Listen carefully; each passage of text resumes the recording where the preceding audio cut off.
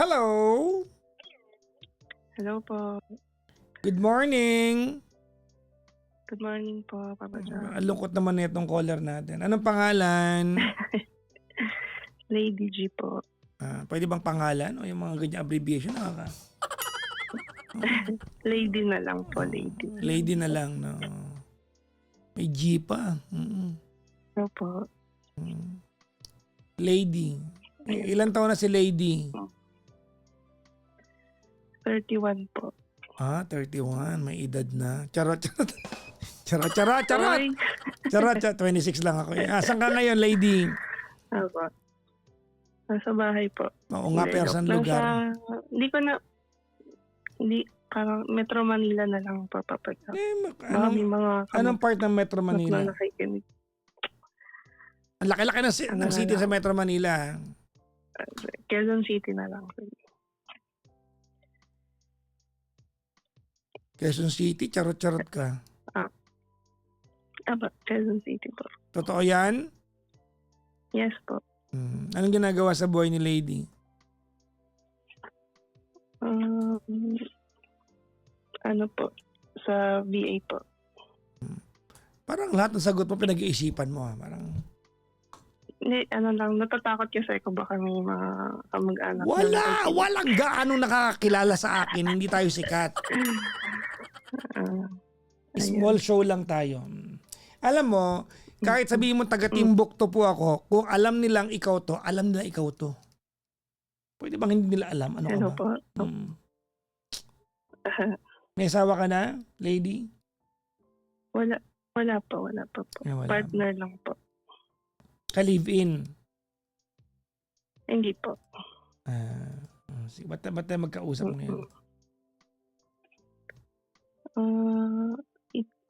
Wala po. Parang gusto ko lang itanong if masyado ba akong mean or bad person. So gusto ko lang may magre-real talk. Ganun. Okay. Tell me your story. Ayan.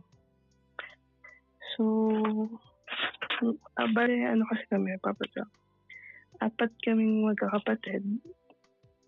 Meron akong eldest brother. Tapos pangatlo po ako sa magkakapatid. Lalaki yung panganay, yung kasunod? Lalaki din po. Pangatlo yung girl, ikaw. Tapos yung bunso? Girl din po. So, 2 lalaki, tapos 2 babae. Yes po. Okay. So, wala na kaming parents. Bakit? Asan sila? And then, wala na po. Deceased na po. So, yeah. Okay. Ilang taong ka na namatay sila? Parang 12 yata ako nung sa father ko. Then sa mom ko siguro 24. Ganun po. I'm sorry to hear that. So orphan, Yeah, okay lang po. orphan na kayo. Yes. So, okay. Tawag dito. Meron akong auntie. So, yung auntie ko na yun, cancer patient siya. Stage 4 po ata. Okay. And then, yung kuya ko kasi ever since siya na yung naging parang breadwinner. Siya na yung nagpaaral sa amin. Lahat ganyan. Support. And ngayon, itong auntie ko na to, wala siyang family. Dalaga siya, wala siyang anak. Ganyan. Nung kabataan niya... Yung auntie mo na yan, kapatid ng nanay mo o ng tatay mo? Ng daddy ko po. So side ng tatay mo. Okay. Apa. So, nung dalaga siya, yung active pa siya sa work niya, may mga pinsan kami na talagang natulungan niya. Like, napag-aaral niya, talagang support, ganyan. Yun talaga yung mga favorite niya, tingin ko. Okay. So, ngayon, na-diagnose siya na may ganito siya, ganyan. Ito mga pinsan ko. Wait lang, na-diagnose na? May cancer po. Okay. So, itong mga pinsan ko na talagang natulungan niya before, hindi ko makitaan ng parang support sa auntie ko. Mhm. So, ngayon parang napipikon lang ako dun sa thought na every time na may problem, lagi na lang dito sa'min lumalapit. Laging Mhm. sa kuya ko, laging ang card ay mahirap lang sila.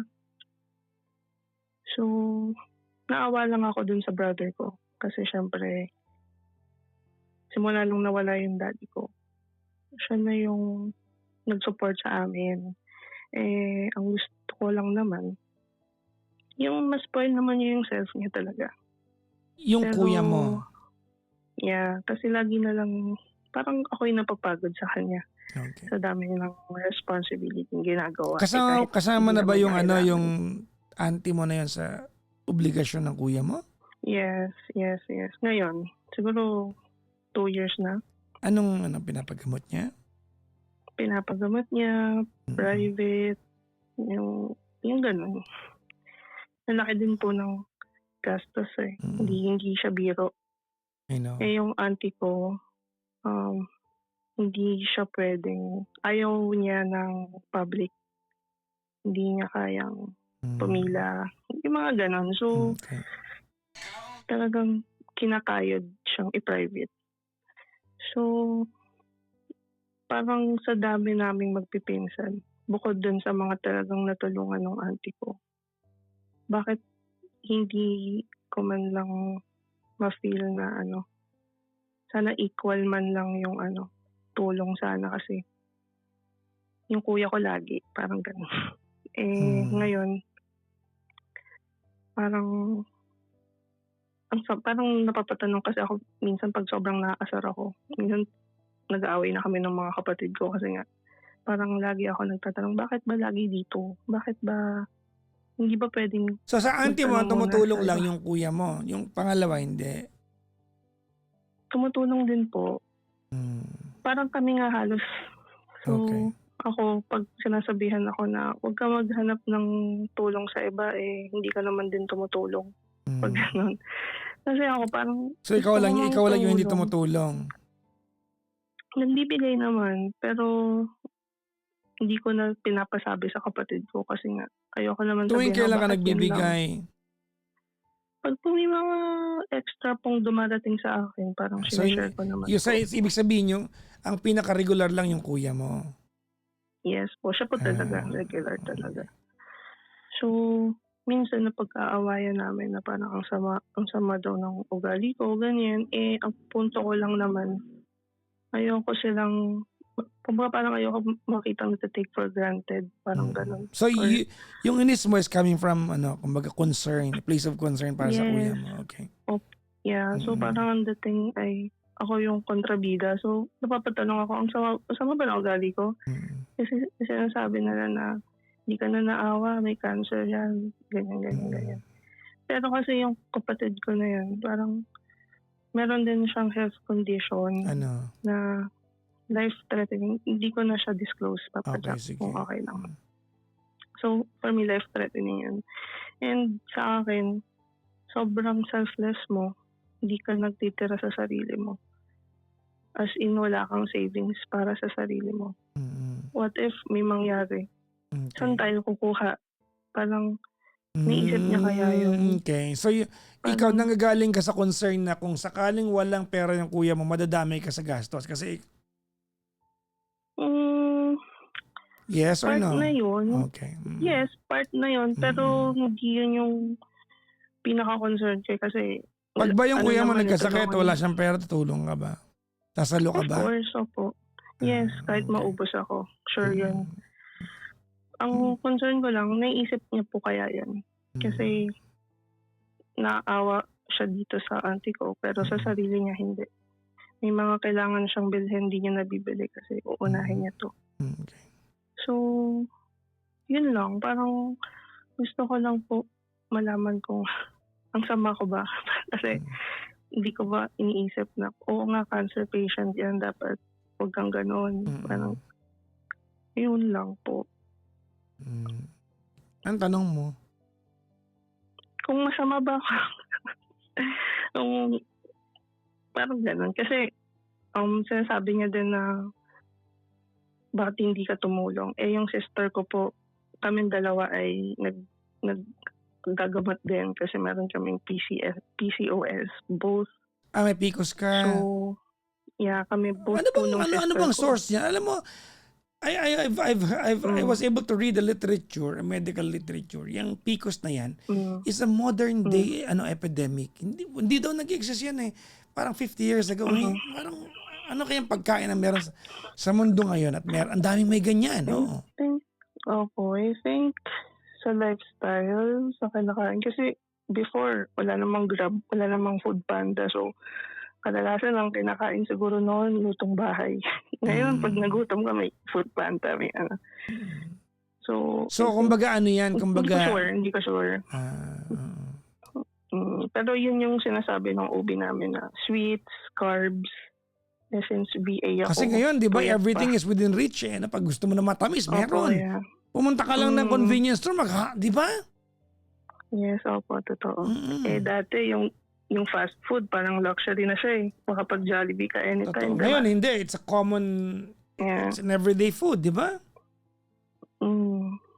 So, ayun po. Mm-mm. Going back, ako yung nagpapagamot din sa sister ko. Mm-mm. So, ako yung sumasagot ng HMO niya. Magkano HMO namin, parang annual bayad ko, parang 30 plus each. Bukod pa yung gamutan namin.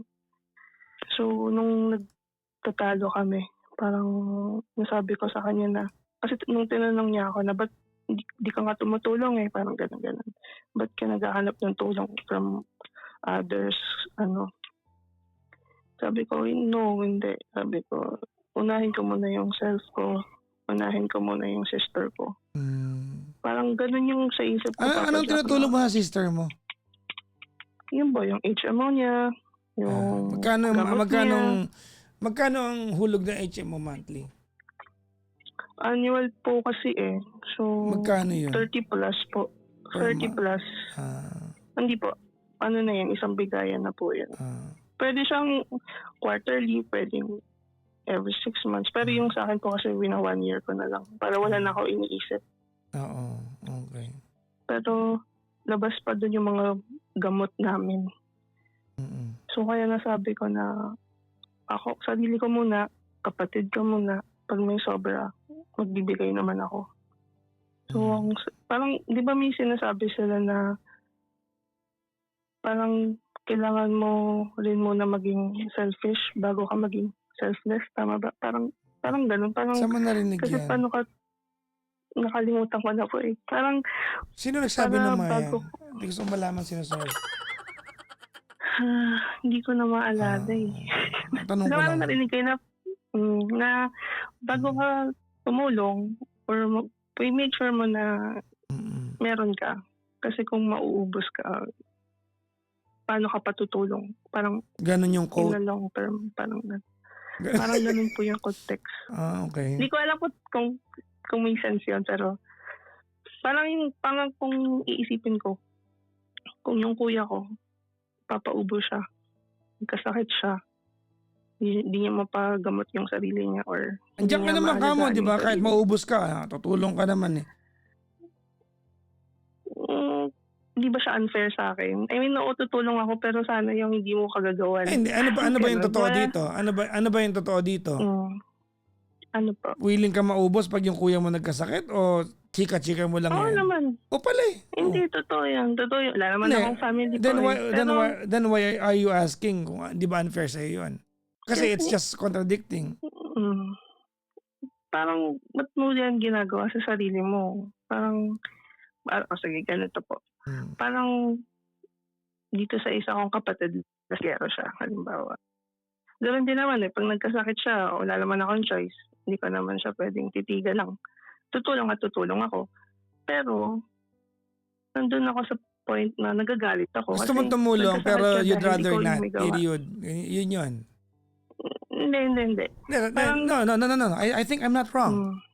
You are going to help because you will have little di ba, not much of a choice. But you'd rather not if there's a way. Opo, kung Exactly. kaya nila. Okay. Kung Tama. kaya nila. Kasi kaya naman nila eh. Pero pinipili niyong sirain yung atay niyo. Tapos, di na kayo maawa sa anak mo. Hindi mo ba naiisip na sino mag-aalaga sa'yo? Papakasarap ka, tapos pag nagkasakit ka, sino problema? Hindi naman yan pag nagkasakit ka. And you're referring to? Sa kapatid kong isa. Mm. So, nababaliw na ako. Parang iniintindi ko sila. Both. No, actually, hindi mo sila iniintindi. Ano po yung... No, you're not. Ano po? You're just afraid that diba, that the problem or the byproduct of a possible problem will creep into your door and you will be responsible for some financial obligation. Andun ka lang sa part na yun. Kasi pwedeng kong sabihin sa'yo na bakit ba problema yung yung kuya mo kung masaya siya sa ginagawa niya? Because look, ganito, we measure achievements differently from each other. If sa kuya mo, the measure of achievement and fulfillment to him is to send your tita into tawag nito dun sa ospital because your brother is the same person who can understand how it feels to be sick kasi may sakit siya, you cannot question your brother. Actually, yeah. Di ba? Hindi mo, ba't mo siya kini-question sa perang hindi naman sa'yo? The only reason why you are trying to cloak na parang ikaw ay concerned because you are so afraid that this might become your problem. Bukod, tama ka dun. Di ba? Bukod, And that's a very tama po self-serving reason. And bukod dun, Papa Jack, syempre, mahal ko sila. Ayokong nakikita na... I do not doubt that, but it did not sound like that. So, bad na ako. No. Yun kasi yung naiisip ko eh. Na parang, Okay, ganito selfish ba ako? Okay, Ano ba? no. I don't think you owe it. I do not believe you owe it to anybody to explain yourself. This is your hard-earned cash. This is your money. It's okay to be protective about how you earned, what you've earned. I think I said that accurately. Walang pwedeng question sa'yo if you are that protective of what you've earned. So hindi ka hindi siya kasama na ugali sa part na yan. I think we just have a trouble dun sa part na you are trying to cloak this dun sa impression na concern lang ako sa kanila. No, hindi ka concern sa kanila, concern ka sa sarili mo kasi baka maging problema mo. Kasi hindi ba parang hindi ko rin maalala kung kanina kong quote na kita to. Pero parang sasabi doon na kung parang sa magkakapatid, merong isa doon na kawawa. Hindi ko sasabing ako. Pero sa sobrang paranoia ko sa mga bagay-bagay na hindi pa nangyayari, nabibigatan ako dun sa thought na what if nga ako na lang yung matitirang sasalo ng lahat. There you go. Hindi ba siya... Well, it's a very valid point. Unfair Kasi, sa part ko. Ganito, I think what you're doing now is self-preservation. Alright? And it's not a bad thing. No, it's not a bad thing. Okay? Hindi masamang bagay that you are going through or you're, di ba, one of the standards that you that you maintain in life is self-preservation. Hindi masama 'yan. All right? Walang pagkakaiba yan sa you are not abusing your liver because you don't want to have problem down the line. Tama?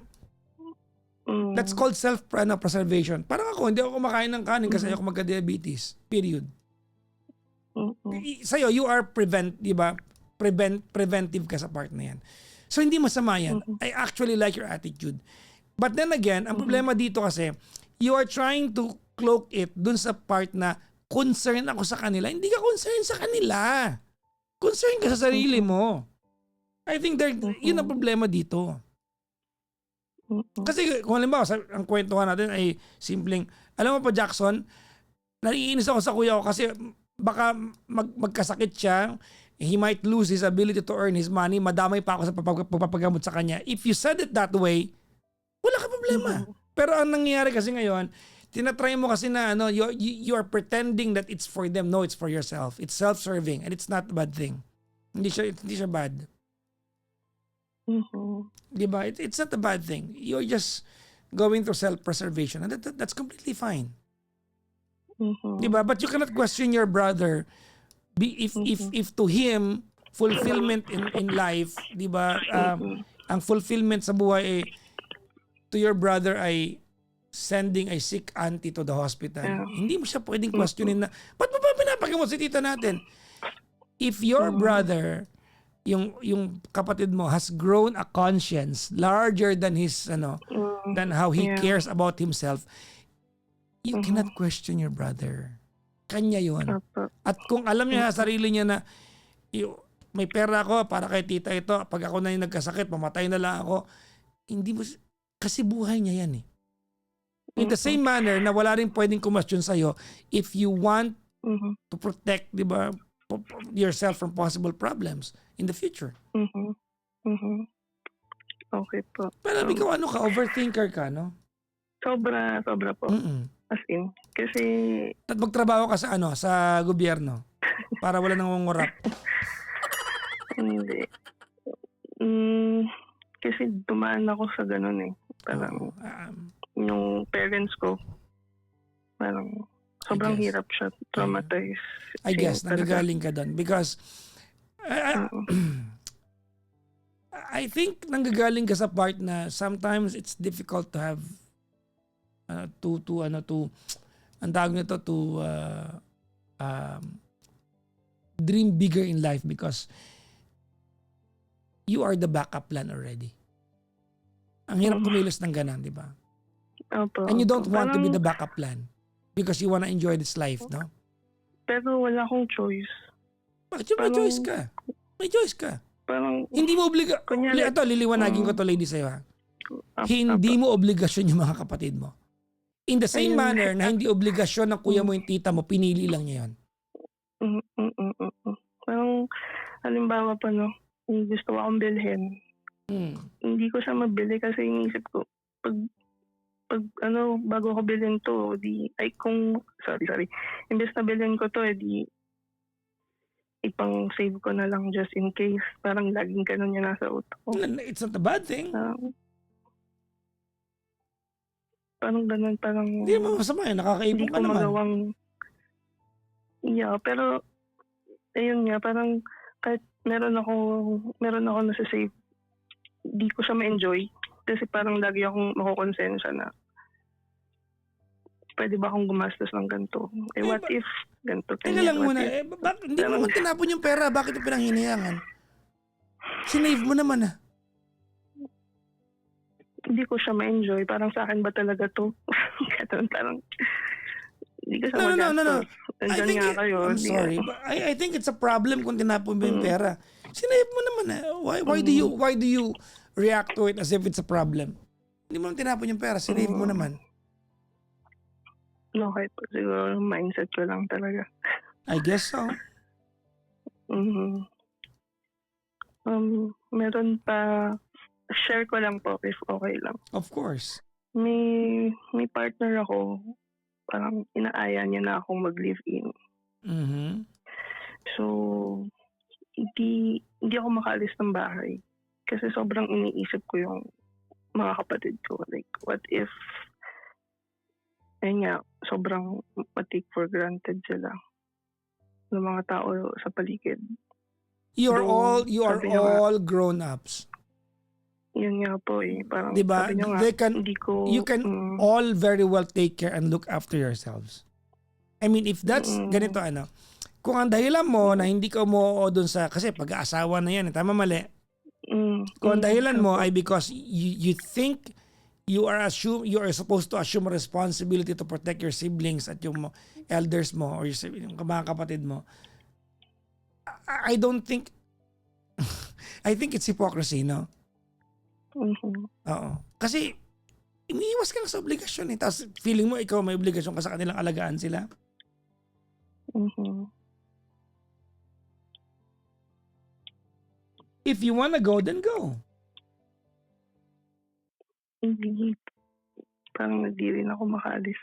Di wag. Na sabi nga nung partner ko, tulad nung sinabi niyo, parang parehong-pareho kayo nung sinabi na kung sa tingin ng brother ko, yun ang purpose niya in life, hayaan ko kasi kung doon siya masaya and at the end of the day, kung feeling ko naabuso siya, hindi naman daw, wala namang ibang maghuhusga sa kanya kundi si God.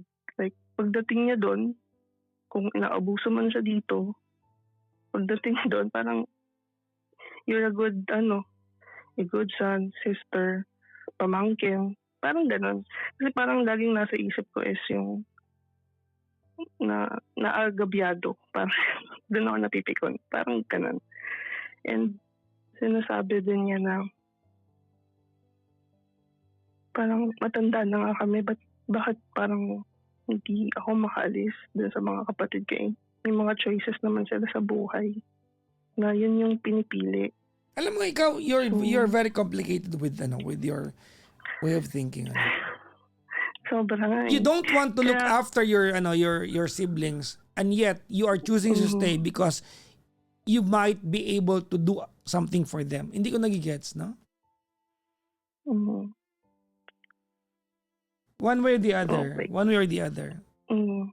Mhm. You are going to outgrow etong relationship na na meron kayo. Mag-aasawa ka, mag-aasawa sila, they're going to build their own family. I think this all goes back, or this all go back dun sa part na when you lost both of your parents. Maybe you made a silent pact, no, or a silent promise to one another that you are never going to break apart. I think nandun kayo, no? I think nandun kayo. You might not be admitting this, but I think this is what you promised your parents, that you're going to be there for each other no matter what, kahit gano'n ka-toxic na. No? But the reality of life is you're going to outgrow itong relationship. All of you will have to build your own family. They will have to build their own family. You will have your own directions in life. Kahit naman sinong magkakapatid, di ba? May kanya-kanya naman tayong destiny sa mundong ito. Opo. Di ba? And one day you will have to find your own direction for the journey you are going to call life. Kanya-kanya tayo eh. I mean, if you love your partner and the only thing holding you back is mga kapatid mo, I think it's very unwise that's the reason. Pero kung ayaw makipag-live-in dahil hindi ka pa ready, then wag. Pero kung ready ka na, kasi 31 ka na, gusto mo na mag-asawa, feeling mo kailangan mo mag-stay sa bahay ninyo because there's an impending need for you to save people, I don't think it's a wise reason to stay. Kasi parang nandun ka no? You are trying to solve a problem that's not yet a problem. Yes. Opo, tama. And guess what, no? And guess what? You are unwilling. Hindi ka naman willing eh. Pero gusto mo i-solve. Alam mo, magulo ka din eh. Ang nakikita ko, Papa Jack, parang para ka Senado ng Pilipinas, magulo.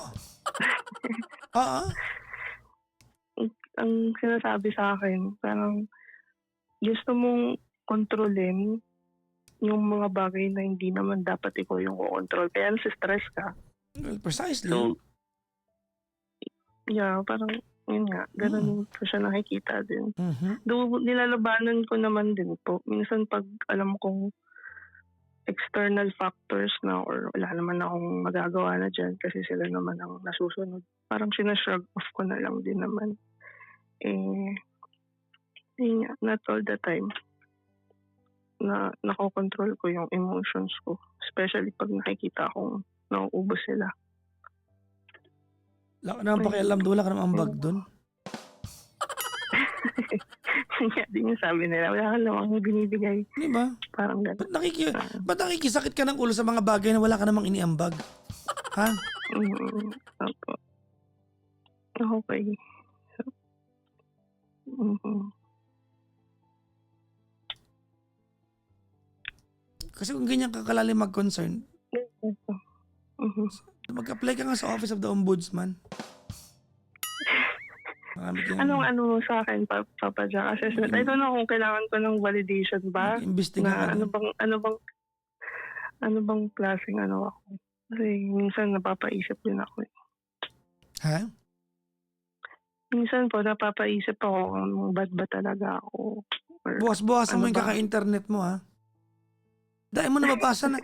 Alam mo, sa totoo, sakit ng modern na tao ngayon yan, no? Pag may nabasa kayo online, Ang feeling nyo ano po? applicable sa buhay ninyo. Mhm. May kaibigan kayo, nag-post ng parinig, feeling nyo kayo pinaparinggan. Diba? No, nanood kayo ng pelikula, kasama nyo jowa ninyo. May eksena. Mm. I-relate nyo sa buhay ninyo. Akala nyo kayo yung...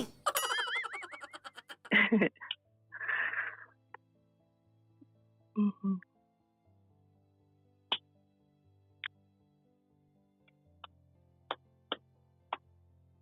So, hayaan ko na lang po sila, no? Sa mga gusto nilang gawin. Hinahayaan mo naman sila. Ano ba yung ambag mo? Wala naman. Minsan lang nakikipag-argue ako sa kanila. Imagine mo, wala ka ng tulong, Bakit? pabigat ka pa, nakikipag-away ka pa. Okay, tumutulong naman ako dito sa amin. Well, hindi ka tumutulong, Kasi nakatira ka kasi- dyan. Kailangan talaga maglabas ka ng... Mm. Ito si lady. Mhm. Ano tumutulong? Nakatira ka dyan, hindi Binabawasan tulong. ko yung- Hindi yan Yeah. tulong. Nakatira ka dyan, ambag mo yan dyan. Pekse mo tulong.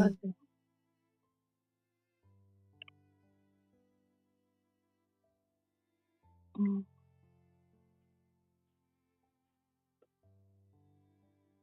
Okay. Well, if there is one takeaway from this conversation, I just want you to stop overthinking the problems that you are not even meant to solve. Apo. Okay. Because it does not make sense.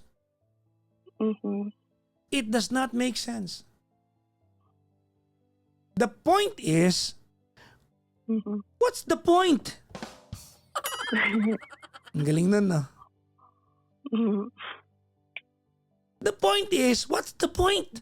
Wala one point. Pointless. It is.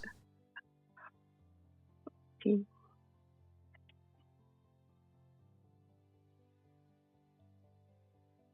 Mhm. Nagkakaintindihan tayo. Yes po. Alam mo, pinapasakit mo ulo mo. Ano pa? Pinapasakit mo ulo mo. Opo, alam ko po. Oo, Kaya totoo. parang, minsan gusto ko magpa-counseling. Pero ayan, dito. Napasakit mo ulo mo, di ba? Ang gaan-gaan ng buhay mo. Hindi ka ma-obligan tumulong. Di ba? But parang you took on the role of bastonero, taga-sermon sa mga kapatid. Wala kang maambag, nag-sermon ka pa.